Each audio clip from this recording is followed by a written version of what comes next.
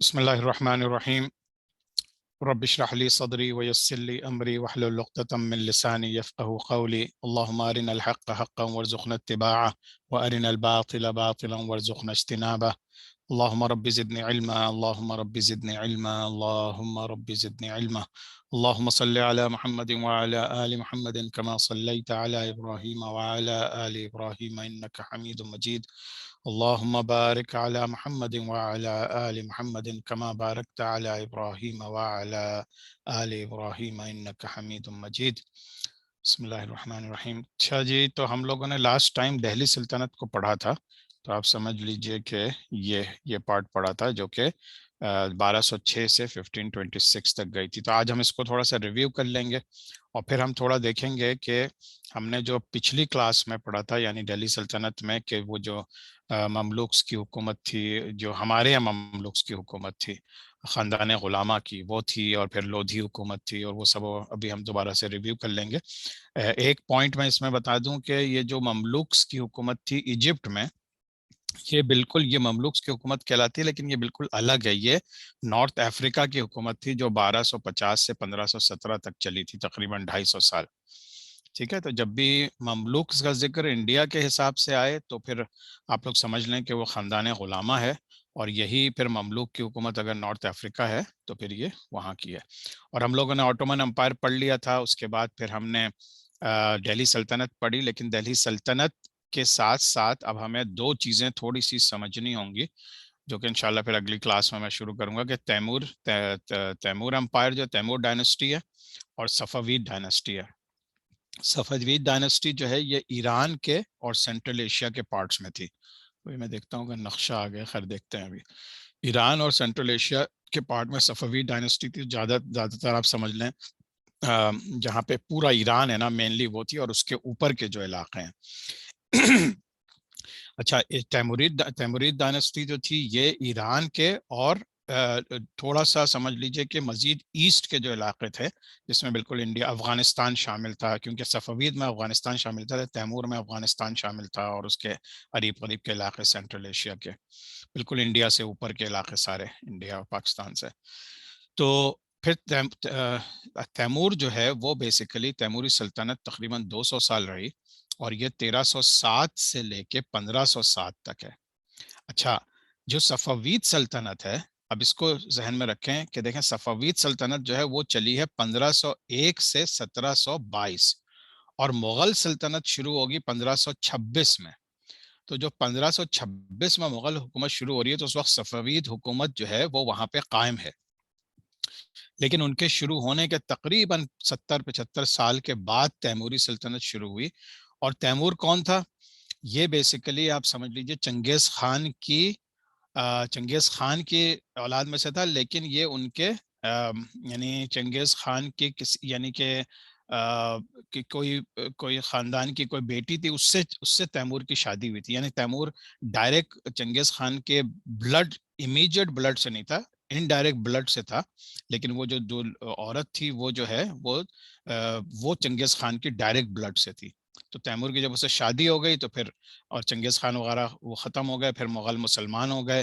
जब मुग़ल मुसलमान हो गए तो फिर उनमें से एक बंदा तैमूर था। तैमूर भी ये सेंट्रल एशिया के इलाकों में था। तो फिर इसने अपनी हुकूमत कायम की, जो कि 1307 से लेके 1507 तक चली। तो तैमूरी हुकूमत के बाद मुग़ल हुकूमत कायम हुई है। तो तैमूरी हुकूमत जो थी उसके असरात इंडिया के ऊपर भी थे, और उसके साथ साथ उसने जो है बहुत कत्ल गारत भी किया, लेकिन फिर अपनी ताकत की वजह से एक स्टेबल गवर्नमेंट 200 साल तक उसने गवर्नमेंट भी चलाई। सफावीद जो है वो 1501 से शुरू होकर 1722 तक रहे, जिसके दरमियान मुग़ल हुकूमत शुरू हो चुकी थी।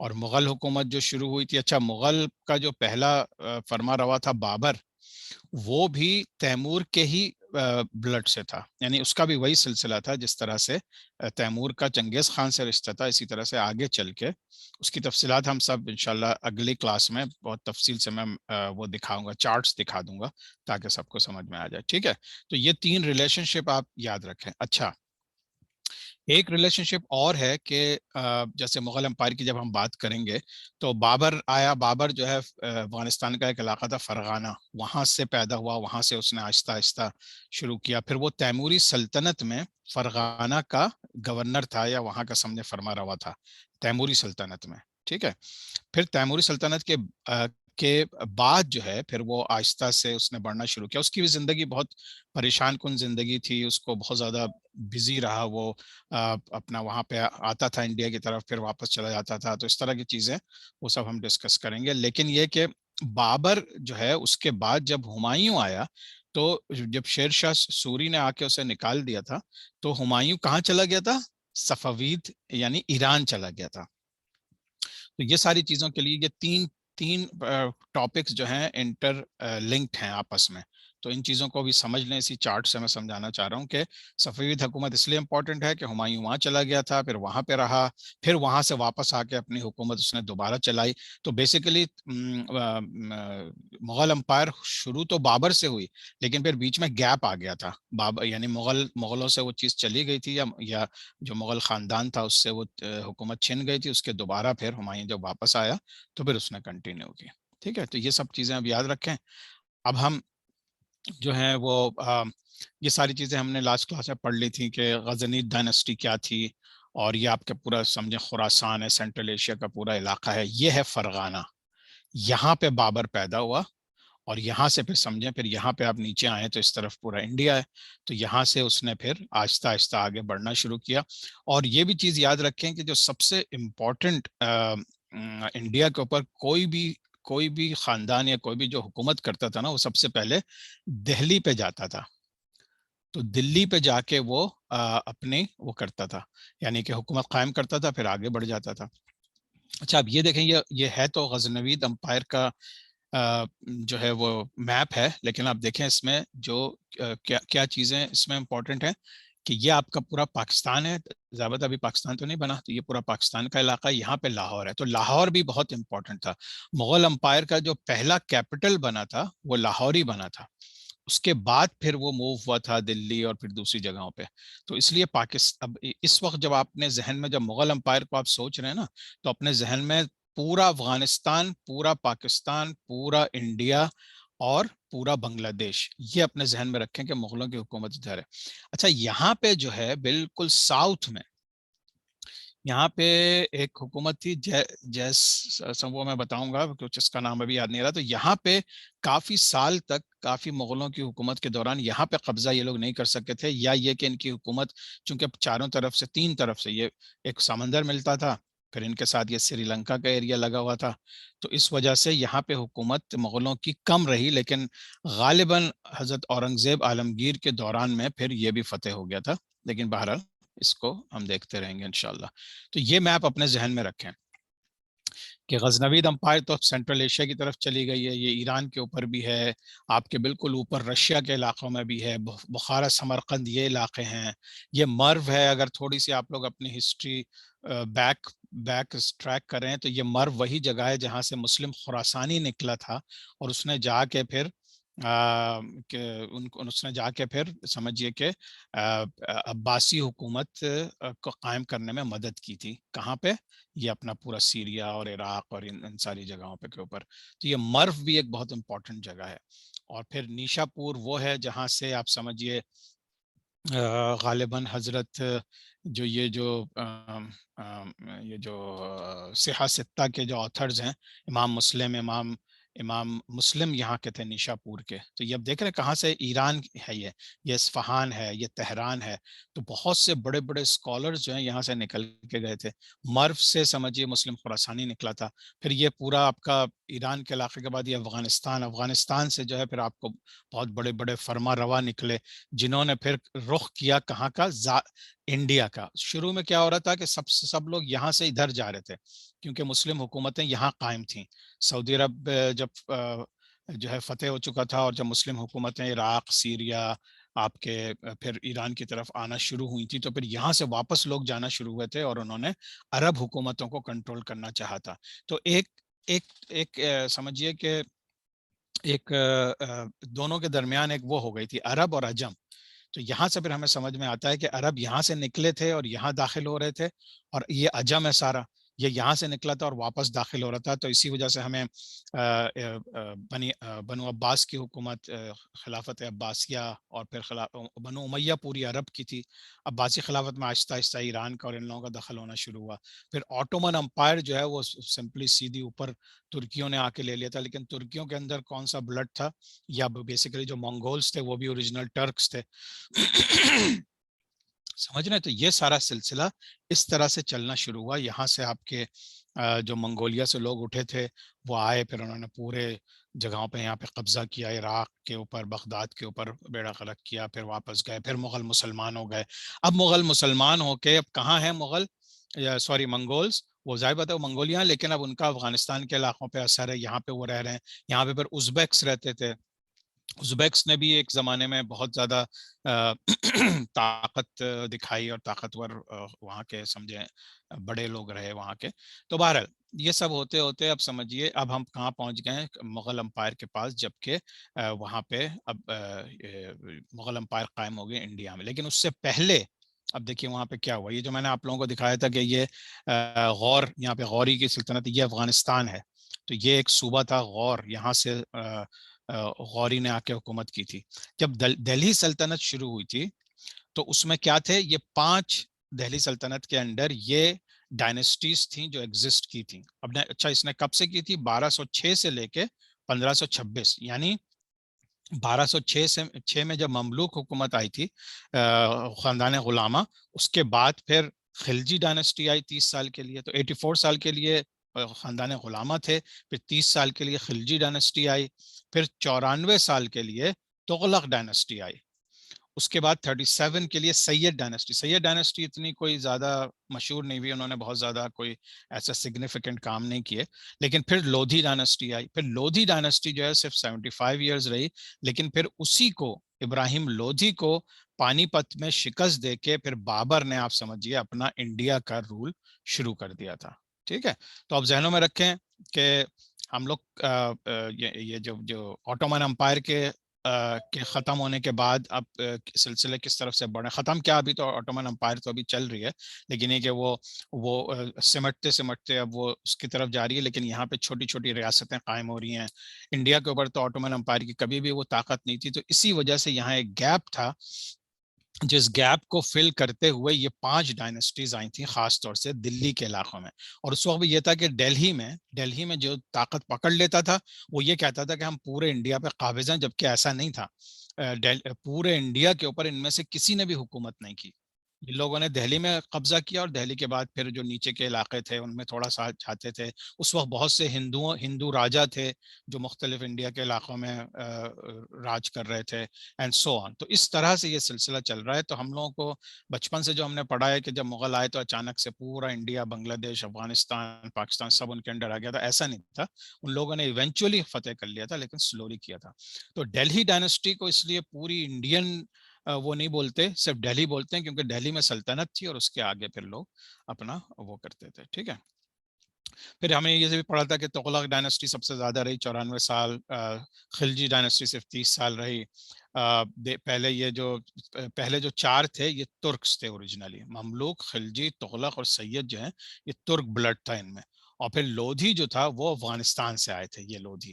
تو اب ظاہر سی بات ہے اب لودھی ڈائنسٹی افغانستان سے آئی تھی، وہیں سے بابر آیا. تو وہ آپ سوچ سکتے ہیں کہ وہ ایک جو آپس میں ریٹیلیشن چل رہی ہوتی ہے کہ بھائی ہمارے علاقے کے لوگ جو ہیں اس وقت جا کے وہاں قابض ہو گئے ہیں تو ہم کیوں نہیں ہو سکتے. تو یہ ساری چیزیں جو اندرونی طور پہ ان کی فیلنگز یا ان کے سینٹیمنٹس ہوتے ہیں نا، تو وہ بھی سمجھنے کی، تاریخ کے لحاظ سے وہ بھی سمجھنے کی ضرورت ہے. پھر ہم نے مملوک سلطنت کے بارے میں پڑھا تھا. اب اس کی ڈیٹیل میں نہیں جاؤں گا، ہم آگے چلتے ہیں. پھر وہ ہمیں پتہ ہے کہ مملوک سلطنت میں جو ہے وہ قطب الدین ایبک میرے خیال میں اسی میں آئے تھے جنہوں نے وہ قطب مینار بنایا تھا. مملوک سلطنت کافی لمبی چلی تھی. اس کے بعد خلجی ڈائنسٹی آئی.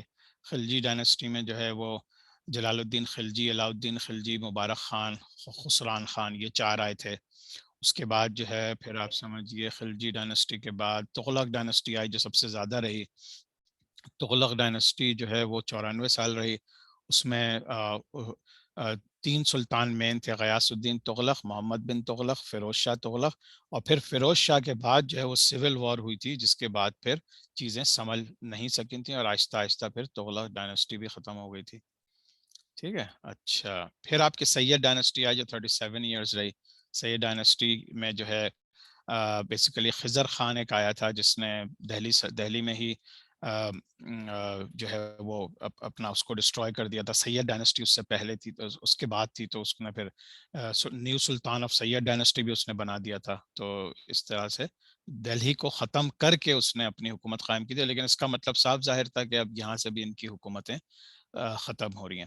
اچھا اب یہ بھی یاد رکھیں کہ یہ تیمور کی حکومت اب شروع ہو چکی ہے، تو تیمور نے جو ہے اس کو خضر خان کو اپوائنٹ کیا تھا سید ڈائناسٹی کے لیے، تو پھر وہاں سے سید ڈائناسٹی شروع ہو گئی. یعنی اب تیمور کا عمل دخل جو ہے وہ اب انڈیا پہ ٹھیک ٹھاک طریقے سے چل رہا ہے جب تک کہ وہ اینڈ نہیں ہوتا. پھر لودھی ڈائناسٹی آئی. لودھی ڈائناسٹی 75 سال تک رہی. اس میں آپ کے جو ہیں مین جو ہیں وہ سمجھیے سب سے پہلے بہلول لودھی تھا جس نے لودھی ڈائناسٹی شروع کی. اس کے بعد پھر سکندر لودھی آیا 1489 میں. پھر ابراہیم لودھی آیا 1517 سے 1526، 9 سال رہا. اور یہ لودھی ڈائناسٹی کا آخری فرما روا تھا. اور اس نے جو ہے وہ سکندر لودھی کا بیٹا تھا، یعنی اس سے پہلے جو فرما روا تھا لودھی ڈائناسٹی کا، اس کا بیٹا تھا یہ. اور پھر اس کے دیکھیں کہ لکھا ہوا ہے کہ his relationship with Afghan nobles was not as good. تو یعنی کہ اب یہ ہے تو یہ افغانی، لیکن افغانیوں سے ہی انہوں نے وہ ریلیشن شپ نہیں رکھے. تو افغان تو ایک بہت بڑی پاور ہے، ہمیشہ سے اس نے اپنے آپ کو پروف کیا ہے. پھر یہ سارے آپ سمجھ لیجیے پوری مغل امپائر وہیں کے لوگوں سے قائم ہوئی، پورا تیمور نے وہیں حکومت کی. تو یہ بہت افغان کی کبھی آپ ہسٹری پڑھیں گے ہم انشاءاللہ، تو افغانستان کے جو لوگ ہیں انہوں نے پوری دنیا میں جا کے بہت ہی یعنی کہ ایک difference, they made a difference in the world, کیونکہ بہت بہادر تھے. بہت زیادہ ان کے خاندان میں چونکہ منگول خون بھی تھا اور لڑائی میں بہت آگے تھے، بہت زیادہ سفاک تھے. جو اچھے لوگ آئے انہوں نے بہت بہترین طریقے سے ترقیاں کی، اور جو لوگ جو تھوڑے سے دین سے دور تھے یا ظالم تھے تو پھر انہوں نے تباہ کاریاں بھی اسی طرح سے کی. تو یہ دونوں جگہوں پہ سمجھیں ایکسٹریم تھے. ٹھیک ہے. تو پھر ابراہیم لودھی کے بعد پھر سمجھیے اس کے آخری وہ تھا کہ پانی پت میں وہ لڑائی ہوئی، پانی پت میں 1526 میں. اب اس میں کیا تھا کہ ابراہیم لودھی کے پاس بہت زیادہ ہاتھی تھے، بہت زیادہ فوج تھی، کہیں 10 گنا یا پتہ نہیں کتنی زیادہ تھی کس سے، بابر سے. اور بابر کے پاس لیکن اس زمانے میں، اب اگر آپ لوگوں کو یاد ہو، کیونکہ اب چائنا کی ہسٹری بھی ہم پڑھیں گے کہ چائنا کی طرف سے گن پاؤڈر اور یہ ساری چیزیں آ چکی تھی، تو ان کے پاس توپیں تھیں. یہ لوگ توپیں جو ہے، اور چھوٹی توپیں تھیں، بہت بڑی بڑی. آٹومن امپائر میں آپ لوگوں کو یاد ہوگا کہ بہت بڑی بڑی توپیں تھیں جن کو صرف موو کرنے میں کئی دن کئی مہینے لگ جاتے تھے. لیکن بابر کے پاس چھوٹی چھوٹی توپیں تھیں، تو اس نے ان کا اور گن پاؤڈر تھا یعنی گنز تھیں. اور ابراہیم لودھی کے پاس زیادہ تر وہ جو سمجھیے کہ ٹریڈیشنل فوج ہوتی تھی، بہت زیادہ ہاتھی اور سب. تو جب بابر نے آ کے اپنی توپیں چلائیں تو ہاتھی اس سے ڈر کے بھاگے اور انہوں نے اپنی ہی فوج کو رون دیا. تو اتنی بڑی فوج کو ہرا دیا بابر نے. اور پھر وہ بابر سمجھے انڈیا میں داخل ہو گیا پانی پت 1526 میں. پھر ایک اور پانی پت کی لڑائی ہوگی، اس کے اندر پھر وہ ایک اور دوسری فورسز کو ہرائے گا. تو یہاں سے تقریباً 1526 سے new era of Mughal empire start ہو گیا تھا. یعنی کہ مغلوں کی حکومت، یہ ڈیٹ یاد رکھیں بہت امپورٹنٹ ہے، 1526 میں شروع ہو گئی تھی. تو یہ ہم نے پڑھا تھا لاسٹ ٹائم. یہ میں نے آپ لوگوں کو ایک بریف سا پورا اوور ویو دے دیا ہے کہ بس اس میں یاد رکھنے کی چیز یہ ہے کہ مغل کہاں سے آئے. یہ جو درمیان کی سلطنت تھی، دیکھیں میں دوبارہ سے پیچھے جا رہا ہوں ایک سیکنڈ تاکہ وہ دکھا دوں آپ لوگوں کو.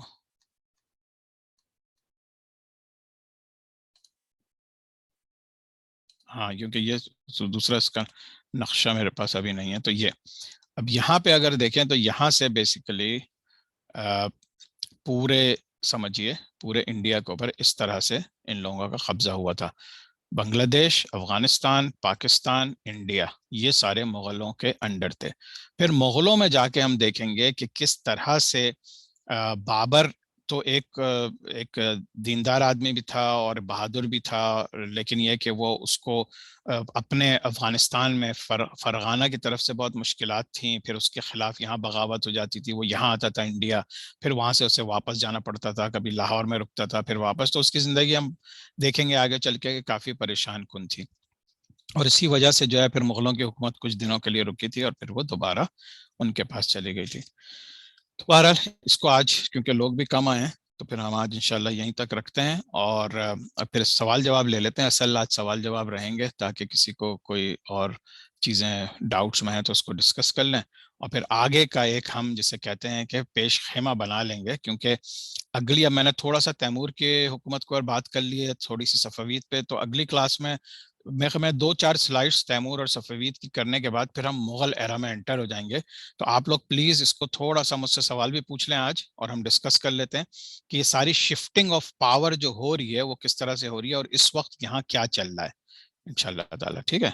تو میں وہ دوبارہ سے وہ لے آتا ہوں، ہاں اس کے اوپر کلاس ابھی یہاں پہ ہم ختم کر دیتے ہیں، پھر ابھی کوسچن آنسر لیتے ہیں۔ سبحانک اللہم و بحمدک، نشہد ان لا الہ الا انت، نستغفرک و نتوب الیک۔ السلام علیکم و رحمۃ اللہ وبرکاتہ۔